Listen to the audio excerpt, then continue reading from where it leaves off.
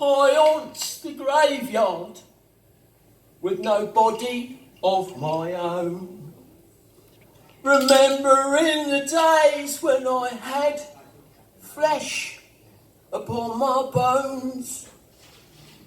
And as I'm keeping company with the other living dead, the warnings of that strange old man still echo in my head. Don't go down to the cemetery, go find another way. The dead are having a party and they're bound to make you stay. If you do not want to join them in their bony red party, don't go down to the cemetery, or a dead un you will be, or a dead un you will be, or a dead un you will be.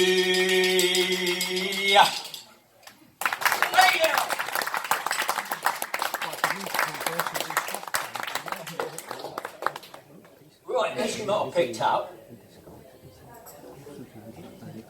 I am Foyster, or Foyster's been Favours. Now, have any of you seen me before?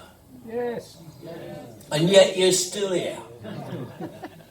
So just to make it easy, sometimes it gets a bit confusing for people when they see me for the first time, so I've got to make it easy. So, hang on a minute, just a bit of technical stuff here. Let's try this out.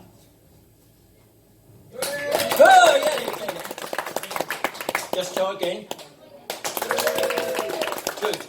We're on a roll. So basically, what I do, I sing a bit and I do some poetry. It's going to be brief, but painful. So we'll do a poem. Let's think a poem. There's something down the toilet. Josh had seen it there, with gaping mouth and long sharp teeth and a most malignant stare. But Josh needed the toilet. It really was no use. He was feeling under pressure from drinking too much juice. So he used a mop to raise the seat. But they knew he was in trouble as the water in the toilet began to froth and bubble. Then a dark and hairy tentacle shot out and, grabbing Josh, dragged the boy into the pan with a loud and fateful splosh. You'll get the hang of it, I won't need that soon. Another poem? Yeah. Yes? Yeah. Come on, you do better. Dorothy Clack, dressed in black, carried a crucifix on her back, shouted out, "The end is nigh, and all you sinners are going to die." She sported a chamber pot on her head to keep the devil from her bed, and stuffed her skirts with rancid hay to keep unholy thoughts at bay. But when a fateful spark descended into Dottie's lap, her life soon ended, and her crucifix just fueled the fire, creating her own funeral pyre, so nobody could hear her choke as she went up in holy smoke.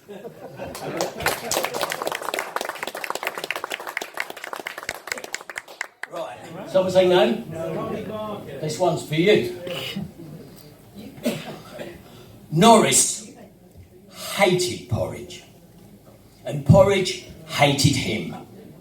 Both thought that the other was something rather grim. So Norris made the first move by tipping out the pan. But the porridge retaliated in the only way apes can. It splurged itself upon him. But Norris held his breath and escaped being the victim of a serial-related death. But the porridge was relentless and oozed inside his clothes and tried to enter Norris through his ears and mouth and nose. Norris had but one last chance, and so snatched up a cup, and though he found it hideous, he ate all the porridge up.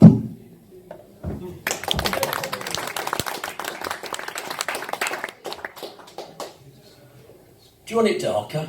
Yeah. Do you want it darker? I'll do a song afterwards. I'll do a really dark one then. I'll skip the one I was just going to do. Alright, you ready for this? The picture on the mantle seemed to be staring down. The picture on the mantle seemed to bear a frown. The picture on the mantle was looking rather grim. The picture on the mantle was staring down at him. The picture of his mother had watched him as a boy. The picture of his mother was devoid of love and joy. The picture of his mother bore judgment on his life. The picture of his mother was why he never found a wife.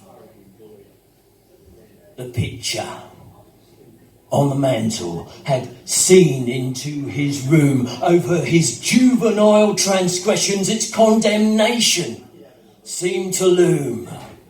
And though his mother never said she'd seen anything at all, he knew she had, just by the look of that picture on the wall.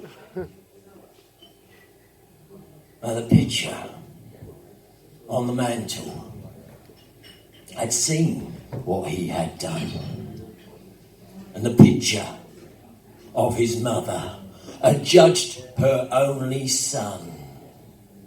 For nothing could be hidden.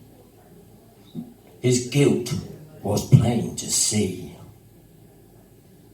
for he had put the poison in his mother's pot of tea.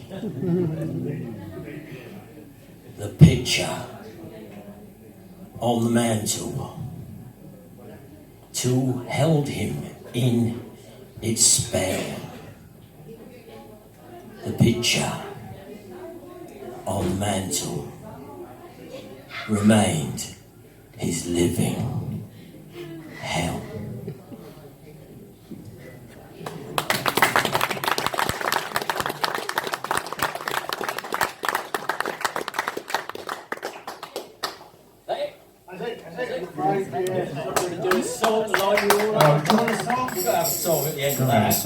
After something so dark. It's got to be a dark song, but is it? It's lively. And I want you all to join in. You've got to join in on this one, right? You listen to the chorus, you'll get it, all right? It's called The Night I Fell Into the Gravedigger's Arms. I met a sweet lassie, all pretty and sassy, and fell for her outstanding charms. But she was above me, said she couldn't love me. Aww. And so I fell into the gravedigger's arms. Here we go, listen. In the gravedigger's arms, in the gravedigger's arms, they serve you a spirit that's meant to embalm. Oh, how could I think that I'd come to no harm? The night I fell into the grave digger's arms. Have you got that? Yeah. Good. As I fell through the door, there was mud on the floor from the graves of messieurs and madams. The punters were solemn, like saturnine golems, all drowning their sorrows in the grave digger's arms. Ready? In the grave digger's arms, in the grave digger's arms, they serve you a spirit that's meant to embalm. Oh, how could I think that I'd come to no harm? The night I fell into the grave digger's arms. Oh, no. So, I took a large top, not giving a jot, just wishing to find me some calm. But from that mere snifter, my body went stifter. The point I expired in the grave digger's arms. In the grave digger's arms, in the grave digger's arms, they serve you a spirit that's meant to embalm. Oh, how could I think that I'd come to no harm? The night I fell into the grave digger's arms.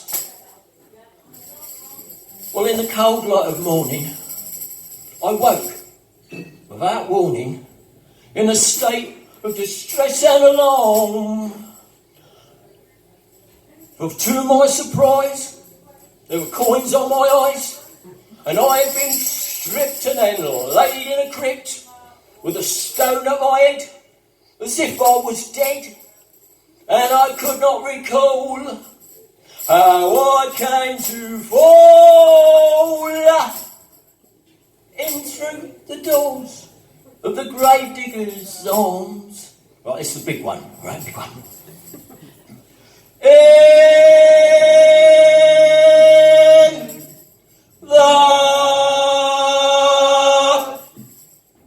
the grave digger's arms, in the grave digger's arms, they serve you a spirit that's meant to embalm. Oh, how could I think that I'd come to no harm?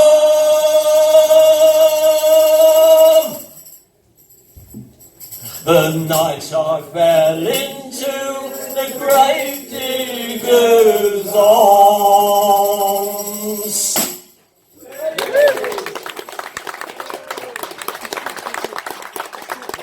There we go. Favours, everyone.